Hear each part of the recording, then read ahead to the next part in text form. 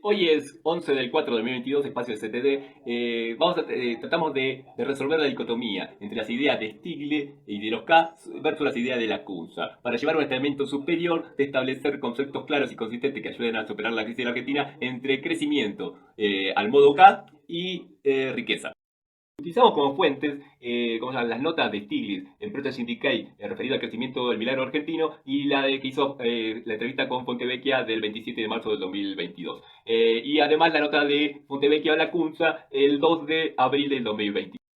El primer video vamos a hablar de inflación y multicausalidad. Y el segundo video vamos a hablar de los préstamos del FMI, más la fuga de divisas y la idea falsa de que la inflación favorecería el pago de la deuda argentina y favorecería la recaudación de impuestos del Estado. Bueno, primero inflación más efecto multicausal. Eh, la Junta nos aclara que en la nota que Stiglitz obtuvo su premio Nobel basado una investigación, un informe, un estudio basado en el efecto que hacen las asimetrías de la información en las fallas de mercado, ¿no? En las fallas de mercado. Y bueno, ahí, ¿cómo se llama? Stiglitz, ¿cómo se llama? Utiliza esa idea de los mercados dominantes, ¿no? Para establecer la misma idea que establecen los CAL a la sociedad en su conjunto, que los mercados son lo que provoca la inflación de la Argentina. Bueno. Vamos a hablar de la multicausalidad de la inflación argentina. Stiglitz, en la nota con Fotoveca el 27 de marzo, habla de cómo es la inflación actual en el mundo, en Europa y Estados Unidos, que tiene que ver, ¿cómo se llama? Con presión sobre la oferta, ¿no? Y habla de Estados Unidos, donde en 2022 los precios de los autos usados motivaron el gran aumento de inflación en Estados Unidos, ¿no? Y dice que al contrario de lo que creía Milton Friedman, Milton Friedman hace 40 años, que creía que la inflación era de un origen monetario. En la actualidad vemos que es de un origen shock sobre la oferta, ¿no? En el caso de los autos usados tiene que ver con que no se pueden producir autos por falta de chip, por ejemplo, ¿no? Bueno, los K están contentos porque el FMI le reconoce el efecto multicausal en el 2020, ¿no? 2021, bueno. El efecto multicausal empieza con Néstor, ¿no? ¿Por qué empieza con Néstor? Porque el efecto de la inflación argentina, nacimiento en el 2005, 2006, del orden del 5 o 6% anual, tiene que ver con la impresión monetaria debido al déficit fiscal y con presión sobre la oferta que hace el público, ¿no? Motivado principalmente por el aumento de la actividad económica, el aumento del empleo y por los aumentos salariales que reciben los trabajadores por inflación. Bueno, acá está el efecto de la impresión monetaria, la emisión para el déficit fiscal, ¿no? Se ve en las agencias del sector público, donde en 2005 va subiendo progresivamente, ¿ven? Va subiendo progresivamente, acá vemos 2007, 2008, 2009, 2010, esto que está en gris, 2011, 12, 13, 14, 15, 16, 17, 18, 19, 20. ¿No? ¿Ven esto? ¿Ven este fenómeno? Otro fenómeno que produce la presión sobre la oferta, o sea, los productores de bienes y servicios en la Argentina que causan inflación, es el problema financiero, el pequeño el pequeño sistema financiero que tiene Argentina. Está motivado por la deuda cuasi fiscal y la alta inflación y la baja oferta de capital para invertir en producción. Bueno, eso se ve como se afecta no solo el aumento de la deuda del sector, de las agencias del sector público, sino también en la balanza comercial. La balanza comercial, la brecha de exportaciones e importaciones que van disminuyendo y no aumenta esa brecha, lo que es un claro signo de baja creación de riqueza del país y de escasez de política de incentivar la creación de riqueza real, como vemos en la balanza comercial, que es otro video que hicimos. ¿Vieron que le contamos que Cristina escondió 60 mil millones de dólares de deuda al sector público? Bueno, acá pusimos con cada año cuánto gastó Cristina, ¿no? En cada año deuda al sector público para que vean que es un dibujo. Bueno, total Néstor, 19.405 mil millones de dólares de deuda al sector público con Néstor, que es el inicio de la inflación. Ahí falta la mitad, el año de Dualde con Néstor, 2003. Total Cristina, 111.800 mil millones de dólares de deuda del sector público. Y total Macri, 80.769,48 mil millones de dólares de deuda del sector público negativo. Bueno, ahí falta, cuando ella pone la deuda, la deuda del sector público en pesos $100, faltan 60.000 millones de dólares, poco menos de 60.000 millones de dólares, que Cristina no lo deja ni como pesos ni como dólares. Ahora vamos a ver el gráfico. ¿Ven el gráfico? Bueno, acá se van a dar cuenta que Cristina dibujó la deuda del sector público, para que ustedes se crean que no dejó deuda, ni déficit fiscal. 2005, 4.793 el marido. 2006, 12.300 el marido. 2007 se va el marido con 2.297. 2008 Cristina entró con 34.027 mil millones de dólares de deuda del sector público. Esto es mentira, esto lo puso acá adelante para no ponerlo atrás cuando se fue. ¿Entienden, no? Bueno, lo puso adelante para no ponerlo atrás cuando se fue. Después 2009... 1193, 2010, justo el año de la crisis, 1793. Después 2014, 2010, 14.855 mil millones de dólares. 2011, 18.787 mil millones de dólares. 2012, 20.123 mil millones de dólares. 2013, 6.318 mil millones de dólares. Acá empieza a mentir. Vieron la balanza comercial que la vieron en 2013, 14 15, donde no entraron dólares. Casi. 2014, 13.699 mil millones de dólares. Y 2015, 2.796 mil millones de dólares. ¿Se acuerda que Cristina dijo que cuando tuvo la campaña que ella no jugó en contra de Dualde porque ella le aumentó 1% el gasto público con respecto al PBI en 2015 para que Scioli ganara las elecciones? Bueno, eso es lo que dibujó ella. Dibujó 2.796 mil millones de dólares, que es menos del 0,5% del PBI.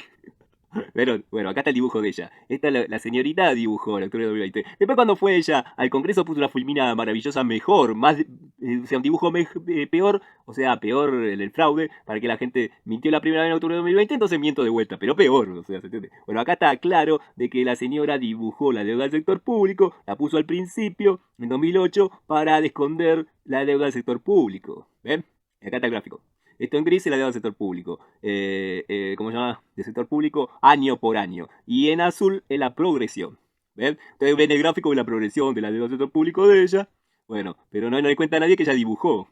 Para que no aparezca acá atrás la deuda del sector público. 60.000 millones de dólares que los escondió bajo el colchón. Balanza comercial. Cuando vemos la balanza comercial, vemos, ¿no?, que el kirchnerismo con Néstor tuvo un mínimo, o un promedio de 12.000 millones de dólares por año hasta el año, ¿cómo se llama? Hasta el año 13, 14 y 15, donde baja la balanza comercial, ¿no? 2013, 1.700 millones de dólares positivos. 2014, 2.200 y 2015 negativo. 2.978 mil millones de dólares. Bueno, este problema, este es el caos que habla el FMI, que habla también Stiglitz, pero que se lo achaca a Macri. Bueno, esta es la inconsistencia macroeconómica que genera el gobierno argentino a partir del kirchnerismo, que afecta a la creación de riqueza. Y además tenemos los despilfarros, ¿no?, del kirchnerismo, los 68 mil millones de dólares de la quita de reestructuración del gobierno de Néstor del 2005 y 2010, que no fue aprovechado por el kirchnerismo, ni por Néstor ni por la mujer, y ¿cómo se llama? Y las AFJP, que fue, cuyo monto fue licuado por el Estado, y con las constantes inflaciones y mantener los depósitos en pesos, y ¿cómo se llama? YPF, ¿no? Donde vemos la nula creación de riqueza, donde tenemos déficit energético porque no se invirtió las condiciones macroeconómicas que generó el kirchnerismo y no facilitó la inversión en vaca muerta, por ejemplo. ¿Ven? Bueno, todos esos son efectos multicausales que tienen, ¿cómo se llama? Origen monetario y origen de creación de riqueza sobre la oferta, ¿no? La insuficiencia de producir que tiene los productores y los empresarios argentinos. Explica el efecto multicausal monetario y el efecto multicausal productivo en la balanza comercial. ¿Ven? Ahí está De la Rúa, que está a 16, bueno, ¿ven?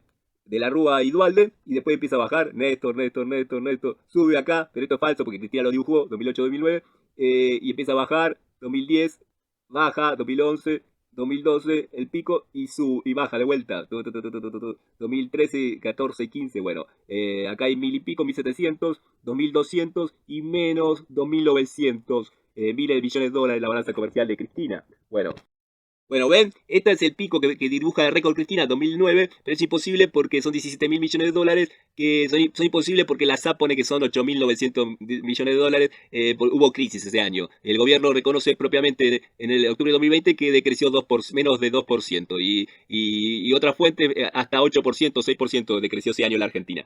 Después, acá tenemos 2013, 2014, 2015. Después tenemos 19 y 20, el último gobierno de Macri, el primero de Alberto y el segundo de Alberto. Bueno, Macri tiene una balanza comercial superitaria mayor que la de Alberto y Cristina, ¿ven? Y eso que todos hablan ¿cómo se llama? Del efecto que provocó en el crecimiento argentino, ¿cómo se llama? En el PBI, el aumento de los precios internacionales de los granos. Bueno, ¿ven? Con el aumento internacional de los precios de los granos todavía no superó a Macri. Bueno, en la nota Stiglitz del 27 de marzo, Stiglitz establece la idea de desigualdad, ¿no? Que es moda en la actualidad por la pandemia, ¿no? La pandemia exacerbó la desigualdad en todo el mundo. Entonces, Stiglitz compara la situación de Estados Unidos con los países desarrollados, y los K y, ¿cómo se llama? La tribuna nacional lo traslada a la Argentina, ¿no? Como ya lo vimos el año pasado, con Echarri principalmente. La Argentina en el 2019 tenía un Gini de 42,9, y en la actualidad, según el INDEC la semana pasada, bajó a 41,3. 41,3 igual que 0,41,3. Bueno, de 0 a 1. Bueno, Estados Unidos estaba a 41,4 en 2018, con lo cual, con los datos de desempleo de Estados Unidos que salieron el 2 del 4 del 2022, la economía prepandemia, creo que es una nota de perfil, dice que el desempleo en Estados Unidos llegó a casi valores de prepandemia, febrero 2020, que en la actualidad es 3,6% y en febrero fue 3,5%. Bueno, casi los mismos niveles. En la Argentina el desempleo también cayó a 7%, niveles más bajos en 6 años. Bueno, los valores de Gini en la Argentina son falsos. ¿Por qué? Porque no tienen en consideración, al igualar con los demás países, la capacidad, la cantidad de asistencia social que recibe la gente que es pobre, para mejorar el Gini. Y en el desempleo, también el dato de Argentina es incomparable con otros países del mundo. ¿Por qué? Por la pauperización de la calidad de los trabajos argentinos que empezó en el kirchnerismo.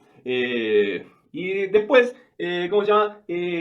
Importante que el fenómeno del desempleo con inflación en Estados Unidos es un fenómeno atípico dado por la pandemia, pero que es posible porque ocurre. Los fenómenos típicos de Estados Unidos es aumento de la inflación con aumento de la inflación con caída del desempleo, con aumento del desempleo, aumento de la inflación con aumento del desempleo. El fenómeno actual es aumento del disminución del desempleo con inflación, en recuperación. Que es un fenómeno igual que el argentino, que está en recuperación. Y también es similar al de Néstor del 2005. Recuperación económica con inflación del 5 o 6% del 2005. El año pasado en Estados Unidos fue el 7%. Bueno, lo interesante era ver y comparar qué iba a hacer Estados Unidos en el 2022 sin guerra. Pero ahora hay guerra, con lo cual no lo podemos comparar, ¿se entiende? Ustedes se creen que Estados Unidos iba a apostar por la pauperización constante de la sociedad estadounidense como la Argentina. Bueno, ese es el punto. La dicotomía cierta y verdadera entre crecimiento y riqueza, que lo vamos a ver en el otro. Un caso práctico para comparar el caso argentino es el caso israelí de la década de los 90, que combinaron tres fenómenos: el fenómeno monetario, el fenómeno fiscal y la inversión en investigación y desarrollo, que generó un volumen de riqueza muy superior que ahogó la inflación.